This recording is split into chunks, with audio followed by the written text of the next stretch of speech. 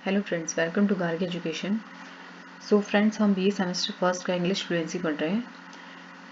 तो फ्रेंड्स, मैंने आपको यूनिट 3 पढ़ा रही थी, जिसमें कि मैंने आपको 3A यूनिट ख़त्म करा दी थी। 3B का मैंने आपको भीमायना, जो कि नॉवल था, वो आपको मैंने फिनिश करा दिया था। अब इसका एक लास्ट टॉपिक बचा है, ठीक है, वो ग्रामर पोर्शन है, ठीक है, वो भी मैं आपको समझा देती हूँ। इसमें टेंसेस और कॉनकॉर्ड का एक पोर्शन है, जो कि आपको एग्ज़ाम पर्पज़ के लिए बहुत ही इंपॉर्टेंट है, बहुत आ सकता है 20 और 30 मार्क्स का।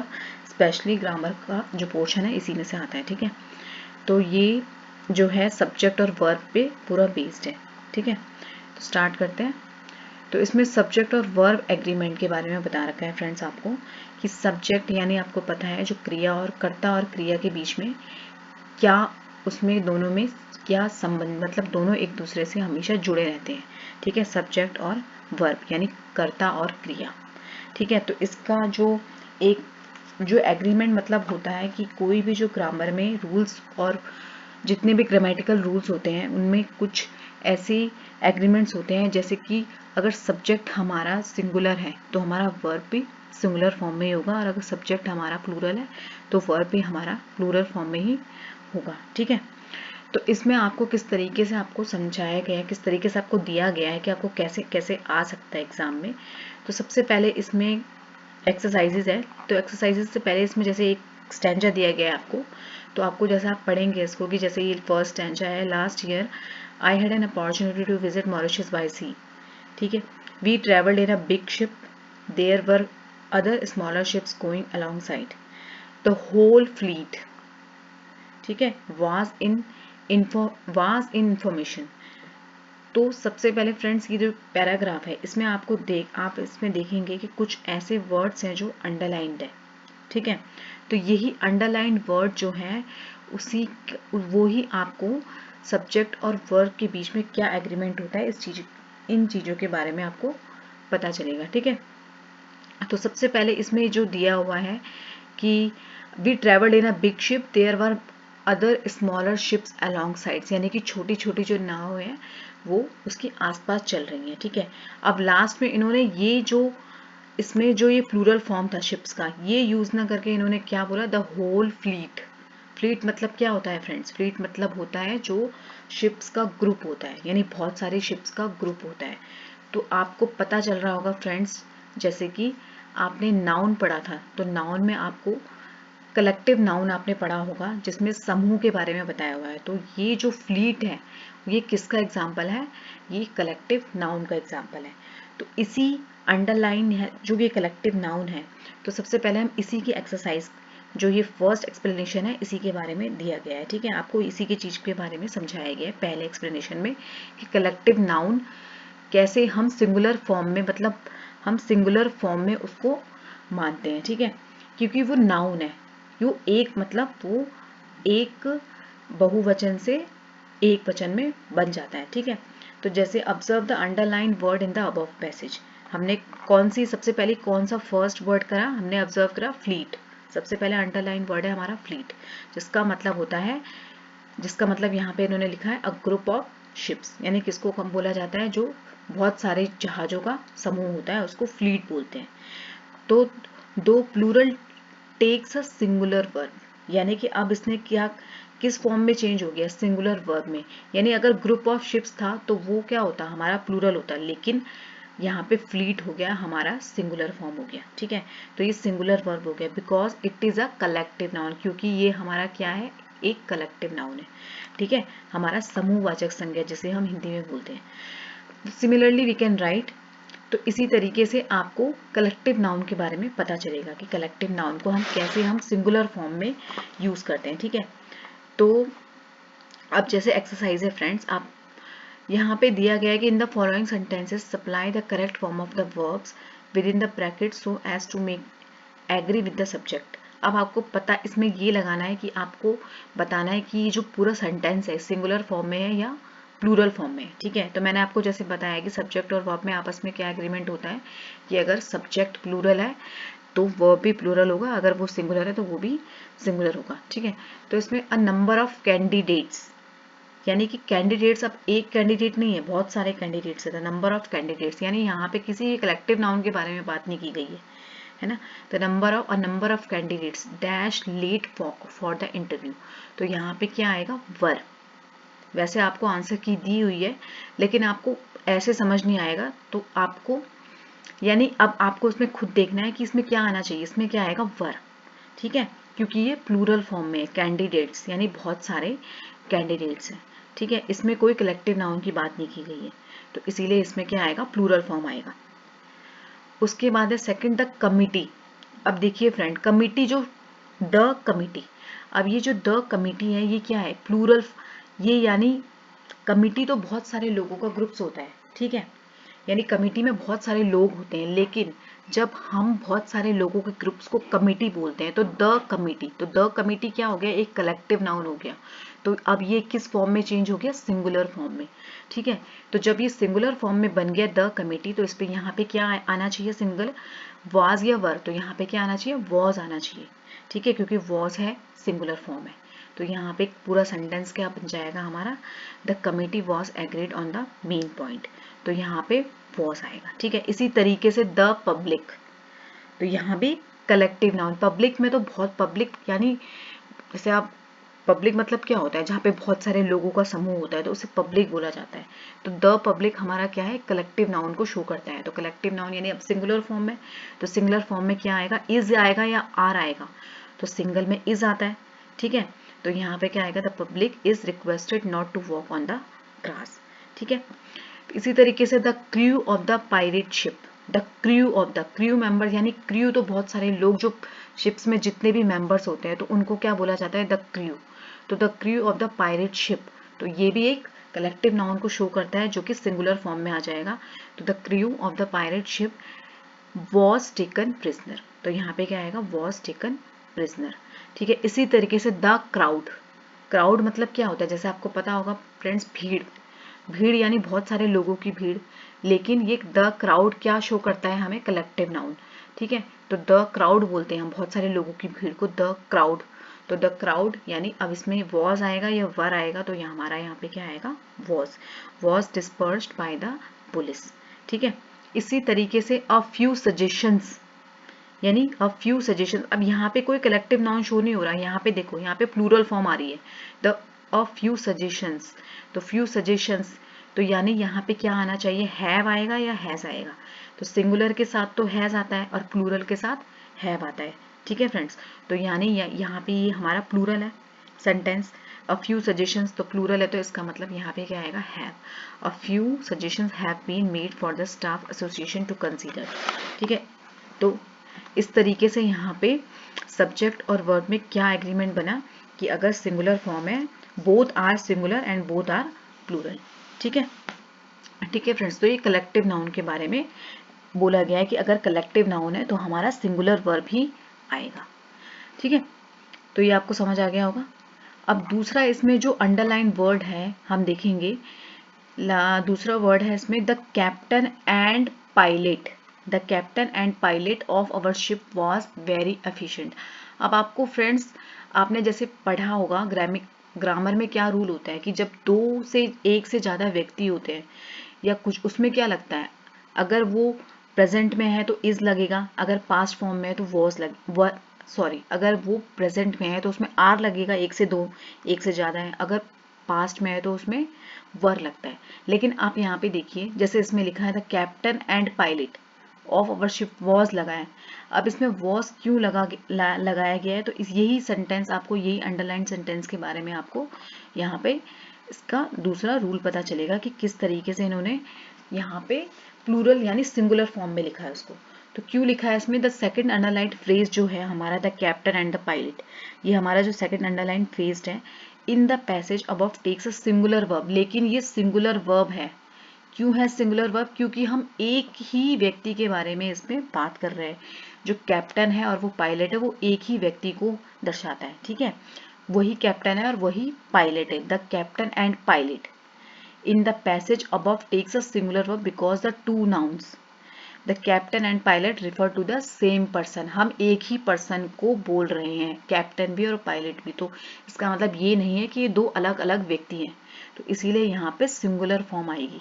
तो similarly we can write the poet and dramatist of Bengal, यानी वो पोएट भी थे और वो ड्रामेटिस्ट भी थे बंगाल के, इज डेड। ठीक है, तो यहाँ पे आर डेड नहीं आएगा, इज डेड। ठीक है, तो if however the subject in such cases is made up of two nouns both being used with the, it takes, यानी कि अगर इसमें दिया गया है कि दोनों, अगर दो नाउन्स में अगर लिया जाएगा सेंटेंस में, तो दोनों में द लगाया जाएगा स्टार्टिंग में। जैसे यहाँ अगर दो अलग अलग व्यक्तियों के बारे में बात की जाती तो यहाँ पे क्या आता, the captain and the pilot. ठीक है, लेकिन यहाँ पे एक ही पर्सन को रिफर किया गया है, तो द कैप्टन एंड पायलट, यानी वही कैप्टन है और वही पायलट है, इसीलिए वो सिंगुलर फॉर्म में आएगा। ठीक है, तो अब देखिए जैसे ये है कि द, अब प्लूरल फॉर्म में कैसे आएगा, ये तो सिंगुलर फॉर्म है उसका, तो प्लूरल फॉर्म में कैसे बताया था मैंने आपको कि दोनों के पीछे द लगेगा, अगर दो नाउन है उसमें, तो इसमें दो नाउन है, जैसे सेकंड इसमें सेंटेंस दिया है आपको, the poet and the dramatist, है ना, the poet and the dramatist, तो ये दोनों दो नाउन हो गए। ठीक है, तो आर डेड, तो अब इसमें आएगा आर डेड। ठीक है, तो यही एक्सरसाइज आपको इसी, ये समझ आ गया होगा आपको। ठीक है, तो इसी तरीके से आपको यही रूल को लेकर पूरी एक्सरसाइज आपको कंप्लीट करनी है। तो देखो जैसे आपको, अब जैसे इसमें फर्स्ट है the accountant and the cashier of this form. ठीक है, यानी अब द अकाउंटेंट, अब अकाउंटेंट अलग है, द कैशियर यानी कैशियर को भी अलग, वो भी अलग है, क्योंकि the cashier of this form, तो यानी ये दो व्यक्ति अलग अलग, यानी दो व्यक्तियों के बारे में इसमें बताया गया है कि the accountant and the cashier. तो यहाँ पे क्या आएगा, हैज आएगा या हैव आएगा। तो जैसे कि आपको पता है कि हैज जो है सिंगुलर फॉर्म है और हैव है प्लूरल, तो यहाँ पे क्या आएगा, हैव, कि हैव रन अवे, तो यहाँ पे हैव आ जाएगा। ठीक है, इसी तरीके से I am happy that my friend and benefactor dash come. अब देखो इसमें दो अलग अलग व्यक्ति नहीं है, वो अपने फ्रेंड को ही, अपने फ्रेंड के बारे में ही ये बात कर रहा है, उसका फ्रेंड भी है और वो उसी, वही फ्रेंड उसका बेनिफैक्टर भी है। ठीक है, आई am happy that my friend and benefactor, तो यानी वो एक ही व्यक्ति के बारे में बात कर रहा है यहाँ पे, कि जो उसका फ्रेंड है और वो उसका बेनिफैक्टर भी है, वो आ रहा है। तो यहाँ पे क्या आएगा, हैज आएगा या हैव आएगा, तो यहाँ पे सिंगुलर फॉर्म है, इसका मतलब यहाँ पे क्या आएगा, हैज आएगा।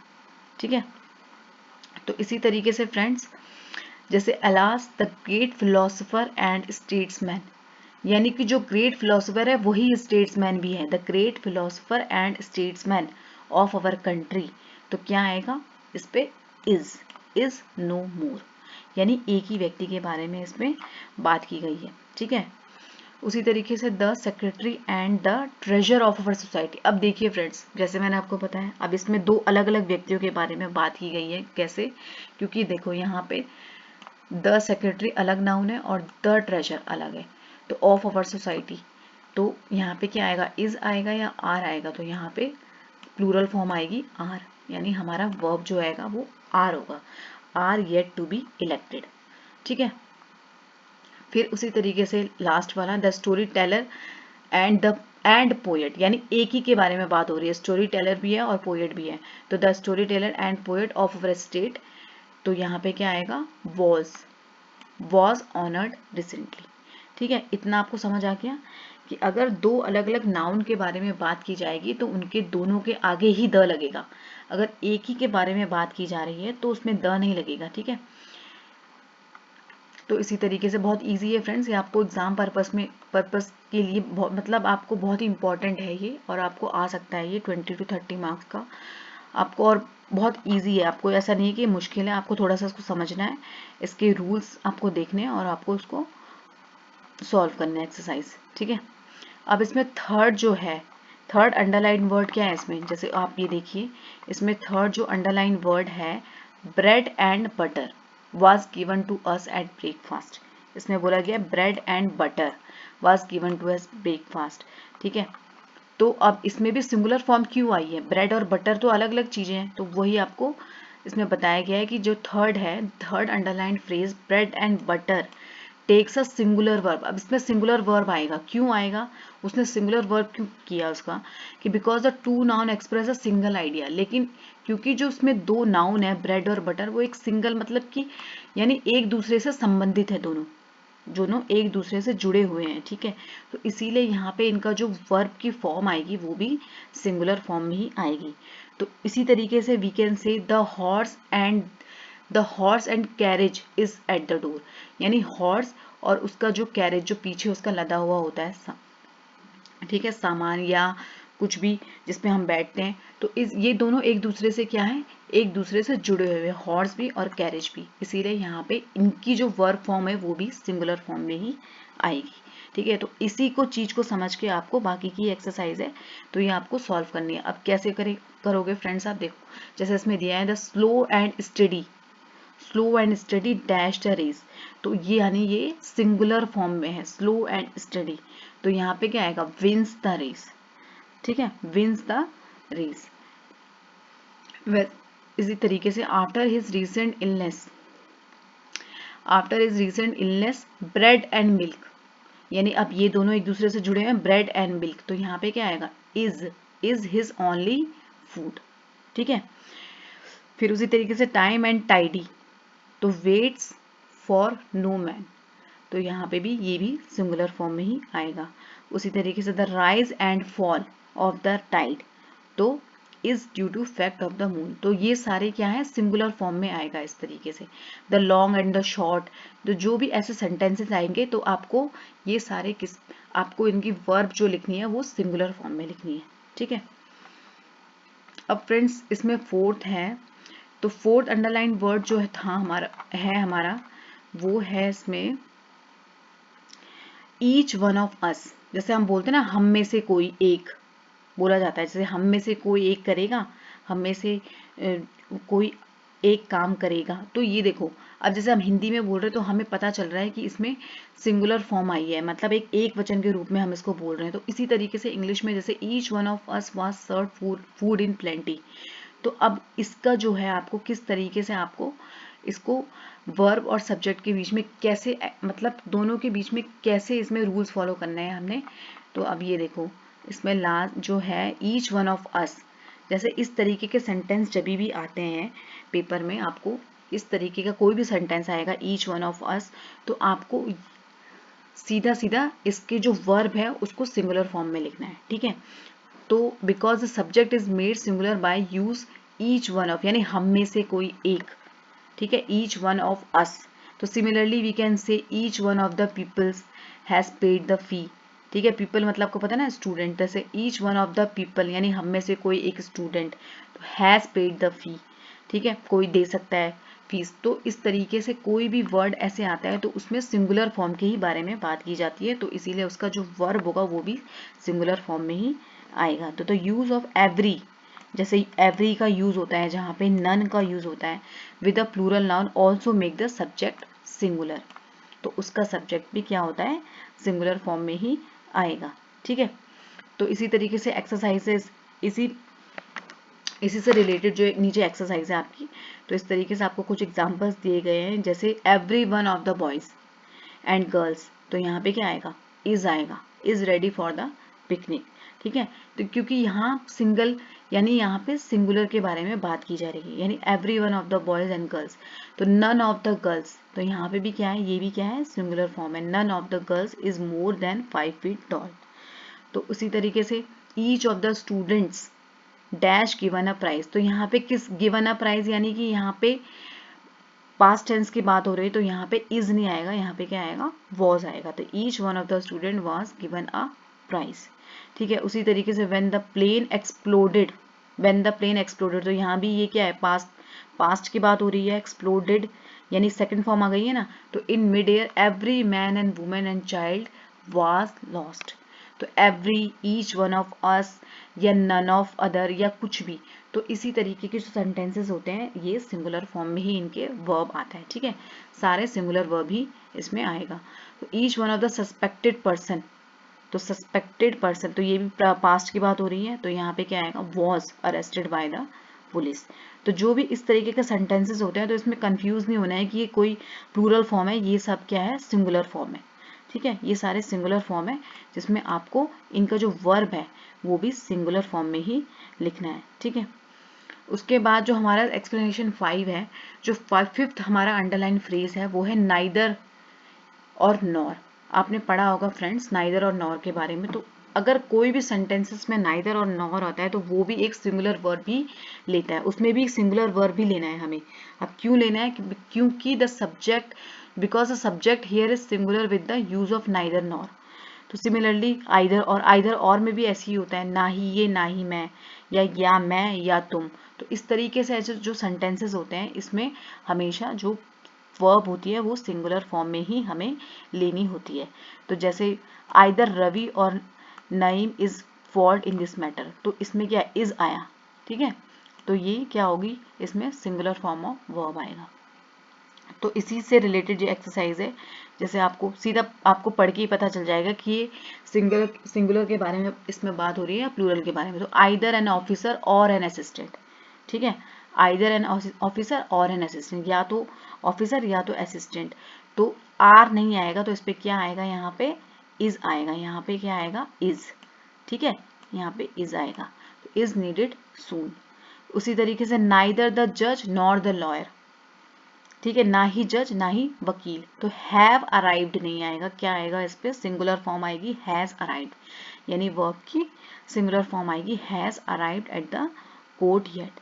तो इसी तरीके से आइदर अब्दुल और हनीफ, तो हैज तो ठीक है इसमें, क्योंकि हैज तो सिंगुलर फॉर्म में ही आता है। तो has stolen Zoya's watch. Neither food nor water, ना ही पानी ना ही खाना, इस तरीके से। तो वर नहीं आएगा, इस पे क्या आएगा, वॉज आएगा। ठीक है, सिंगुलर फॉर्म में तो वॉज आएगा, is to be found in the deserted village. तो इसी तरीके से फ्रेंड्स आपको जो भी सेंटेंसेस में आइदर और या नाइदर नॉर वाले सेंटेंसेस हो गए, तो ये आपको सिंगल चीज के बारे में बता रहा है। आपको सब्जेक्ट जो सिंगल फॉर्म में, आपको उसको सब्जेक्ट को सिंगल फॉर्म में लेना है और आपको उसको वर्ब भी सिंगुलर फॉर्म में ही फिल करना है। ठीक है, फिर उसी तरीके से हमारा जो 6th अंडरलाइन वर्ड है वो है the 6th underline word politics, mathematics. कुछ ऐसे वर्ड्स आपने पढ़े होंगे फ्रेंड्स जो कि हमेशा प्लूरल फॉर्म में ही लिखे जाते हैं। ठीक है, हमेशा प्लूरल फॉर्म में ही लिखे जाते हैं, लेकिन उनका जो वर्ब होता है वो सिंगुलर फॉर्म में यूज होता है। ठीक है, क्यों यूज होता है, अब देखिए जैसे अब इकोनॉमिक इज अ पॉपुलर, ऐसे तो नहीं लिखेंगे economics are a popular subject.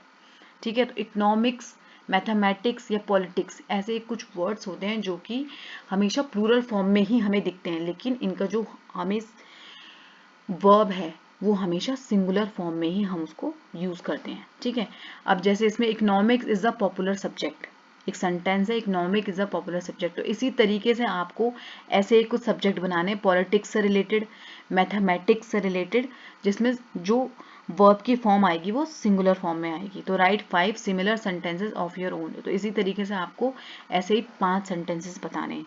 ठीक है, कि mathematics is a very interesting subject, आप ऐसे लिख सकते हैं। जैसे कोई बोलता है politics is a very dirty, तो इसी तरीके से आपको कुछ ऐसे सेंटेंसेस लिखने हैं और आपको उसका सब्जेक्ट किस पे ध्यान देना है, आपको उसका वर्ब पे ध्यान देना है कि वर्ब उसका क्या होगा, सिंगुलर फॉर्म में ही आएगा। ठीक है, इज, वॉज, इस तरीके से, या हैज। इसी तरीके से फ्रेंड्स लास्ट जो एक्सप्लेनेशन है आपकी 7th अंडरलाइन फ्रेज है इसमें कि द कैप्टन। अब मैं आपको ऊपर ले जाती हूँ इस पे, यहाँ पे पैराग्राफ में, कि इसमें जो लास्ट अंडरलाइन वर्ड था हमारा, इसमें ये is fascinating time pass presently is reached our destination the captain with all his crew member.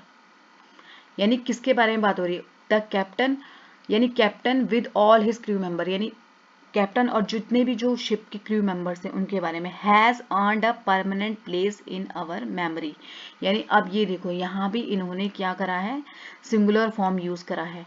ठीक है, द कैप्टन है और उसके साथ उसके जो क्रू मेंबर्स हैं उन सभी के लिए हैज का यूज किया है कि has earned a permanent place in our memory. तो इस तरीके से सब्जेक्ट और वर्ब में कौन सा किस तरीके का एग्रीमेंट उन्होंने यहाँ पे यूज करा है, ये देखिए कि जो 7 अंडरलाइन वर्ड है, the captain with is all, as इस तरीके से with all his crew member take a singular verb, क्योंकि द जो real subject is this underline phrase is the captain, क्योंकि उसका जो सब्जेक्ट है, जो मेन सब्जेक्ट है उसका करता है जो, वो कैप्टन ही है, ठीक है। और बाकी जो है वो ये सारे उसके मतलब ये जो मेन सब्जेक्ट, इसमें मेन सब्जेक्ट हम देखेंगे कि मेन सब्जेक्ट कौन है, द कैप्टन, ठीक है। अब क्रू मेंबर्स के बारे में तो बात नहीं कही ना, क्रू मेंबर्स कौन कौन है, कितने हैं, या उनके बारे में उसको या उनके नाम दिए गए हैं, तो यहाँ पे जो मेन सब्जेक्ट होगा हम उसको देखेंगे द कैप्टन, ठीक है। तो इसीलिए हम यहाँ पे वर्ब की सिंगुलर फॉर्म ही यूज करेंगे, ठीक है। तो with all his crew member is only additional information about the subject, यानी एक तरीके की ये क्या है, एक एडिशनल, एक एक्स्ट्रा इंफॉर्मेशन है कैप्टन के बारे में, कि कैप्टन अपने साथ अपने क्रू मेंबर्स को भी ले जा रहा है, ठीक है। तो similarly when a singular subject is joined by together with और एज वेल एज, इसी तरीके के जो जॉइंट सेंटेंसेस होते हैं आपने देखे होंगे कि जैसे टुगेदर हो गया, टुगेदर विद, मेरे साथ जा रहा है ये, और एज वेल एज ये ऐसा भी होगा, अ सिंगुलर वर्ब इज यूज्ड, वहां भी सिंगुलर वर्ब ही यूज्ड होती है, ठीक है। वहां भी हमेशा सिंगुलर वर्ब ही यूज्ड होती है। अब जैसे दो एग्जांपल्स आपको दिए गए हैं, the governor together with his security, जो गवर्नर है वो अपनी सिक्योरिटी के साथ है, has arrived for the function, function के लिए निकल चुका है, तो ऐसा तो नहीं बोला कि जो गवर्नर है और उसके सिक्योरिटी गार्ड है वो फंक्शन के लिए निकल चुके हैं। तो यहाँ पे जो मेन सब्जेक्ट है हमारा वो क्या है, द गवर्नर, ठीक है। The governor together with security guard has arrived for the function. तो इसी तरीके से बी हमारा जैसे एग्जांपल दिया है, Shalini as well as her friends, Shalini और उसके दोस्त is interested in going for a picnic. तो इस तरीके से हमें क्या करना है, यहाँ पे सब्जेक्ट, जो हमें सब्जेक्ट है वो हमें मेन सब्जेक्ट हमें देखना है, और हमें उसकी वर्ब की सिंगुलर फॉर्म ही इसमें यूज करनी है, प्लूरल नहीं करनी है, ठीक है। तो इसमें जो एक्सरसाइज है, देखो एक्सरसाइज में आपको उसको करेक्ट करना है, आपको दोबारा से लिखना है। तो the tribal chief, the tribal chief, यानी एक सब्जेक्ट के बारे में बात हो रही है, the tribal chief with all his follower, अपने बाकी फॉलोवर के, were present at the function. तो वर तो आएगा नहीं, यहाँ पे क्या आएगा, यहाँ पे वॉज, ठीक है, वॉज आएगा यहाँ पे। फिर इसी तरीके से smoking as well as drinking, main smoking के बारे में बात हो रही है, और drinking as well as drinking, तो इज बैड फॉर हेल्थ, तो यानी यहाँ पे ये सेंटेंस करेक्ट है, यानी ये सही है, इज बैड फॉर हेल्थ। इसी तरीके से द प्लेन, मेन सब्जेक्ट क्या है हमारा, the plane with all the passengers, यानी प्लेन अपने पूरे पैसेंजर्स के साथ, was lost in a storm, तो वॉज आएगा यहाँ पे, यानी ये करेक्ट है, यहाँ पे वॉज आएगा, ठीक है, क्योंकि वॉज सिंगुलर फॉर्म है वर्ब का। उसी तरीके से kindness as well as justice, तो ये भी क्या है हमारा, सिंगुलर फॉर्म है, तो यहाँ पे आर नहीं आएगा, तो यहाँ पे क्या आएगा, इज आएगा, ठीक है। उसी तरीके से the cow as well as the horse, तो ईट्स ग्रास, तो ये बिल्कुल ठीक है, यहाँ पे सिंगुलर फॉर्म में एस या ई एस लगता है, आपको पता होगा, तो यहाँ पे ईट्स ग्रास। तो इसी तरीके से आपको ये जैसे ये भी आपको ठीक है, जैसे वर है यहाँ पे, तो वर नहीं आएगा, यहाँ पे क्या आएगा, was the prime minister with all his minister, the prime minister तो मेन सब्जेक्ट हो गया, the prime minister with all his minister, तो was present in the parliament house. तो इसी तरीके से Sunil Gavaskar as well as Kapil Dev, तो deserves praise for playing great cricket, तो ये सही सेंटेंस है। तो उसी तरीके से the box with all its valuable content was lost, तो यहाँ पे ये सेंटेंस करेक्ट है, वॉज। जहां जहां सिंगुलर फॉर्म है वो सेंटेंस सही है, और जहां पे प्लूरल है वो आपको सिंगुलर बनाना है, ठीक है। तो आपको रूल पता होने चाहिए, तभी आप सिंगुलर फॉर्म में उसको बनाएंगे, ठीक है। तो the my wife as well as, तो यहाँ भी एज वेल एज वाला सेंटेंस आपको दिया गया है कि माई वाइफ, मेरी वाइफ, तो मेन सब्जेक्ट कौन सा हो गया, my wife, as well as my children, तो लाइक, तो यहाँ पे क्या आएगा, लाइक्स आएगा, लाइक्स हॉट करी, ठीक है। उसी तरीके से wholesome food with fruits, wholesome food, तो मेन जो सब्जेक्ट हमारा हो गया wholesome food with fruits are necessary for good health, तो आर नहीं आएगा, यहाँ पे क्या आएगा, इज आएगा, is necessary for good health, ठीक है। तो इस तरीके से ये सब्जेक्ट और वर्ब का जो आपको ये एग्रीमेंट है, आपको समझ आया होगा कि किस तरीके से हमें सब्जेक्ट का, जो सब्जेक्ट अगर प्लूरल है तो हमें प्लूरल फॉर्म में लिखना है वर्ब को, अगर सिंगुलर है तो हमें सिंगुलर फॉर्म में ही उसको लिखना है, ठीक है। तो कहाँ कहाँ पे सिंगुलर फॉर्म किस किस कंडीशन में होता है, आपको ये भी आपको पता चला कि जब कलेक्टिव नाउन होता है तो हमारा सिंगुलर फॉर्म में होता है, ठीक है। जब किसी भी एक नाउन के बारे में दो उसकी पर्सनैलिटी को अगर बताते हैं तो भी सिंगुलर फॉर्म में होता है। और अगर अगर कहीं भी किसी भी दो चीज़ों के बारे में आपस में जो संबंध होता है, आपस में रिलेशन होता है, अगर ब्रेड बटर जैसे मैंने आपको बताया, तो भी हमारा जो वर्ब है वो सिंगुलर फॉर्म में आता है। तो इसी तरीके से आपको समझ आ रहा होगा कि ये मतलब कहाँ कहाँ पे हमें सिंगुलर फॉर्म में इसको यूज़ करना है। मतलब कुछ चीज़ें आपको याद करनी है, जैसे नाइदर और नॉर भी सिंगुलर फॉर्म में, आइदर और भी सिंगुलर फॉर्म में, ठीक है। तो उसी तरीके से जैसे पॉलिटिक्स या मैथमेटिक्स, ऐसे कुछ वर्ड्स हैं जो कि हमेशा प्लूरल फॉर्म में दिखते हैं, लेकिन हमने उसका वर्ब जो है उसको सिंगुलर फॉर्म में यूज़ करना है, ठीक है। तो इस तरीके से फ्रेंड्स ये आपको समझ आया होगा, सब्जेक्ट और वर्ब में ये एग्रीमेंट आपको समझ आया होगा, ठीक है।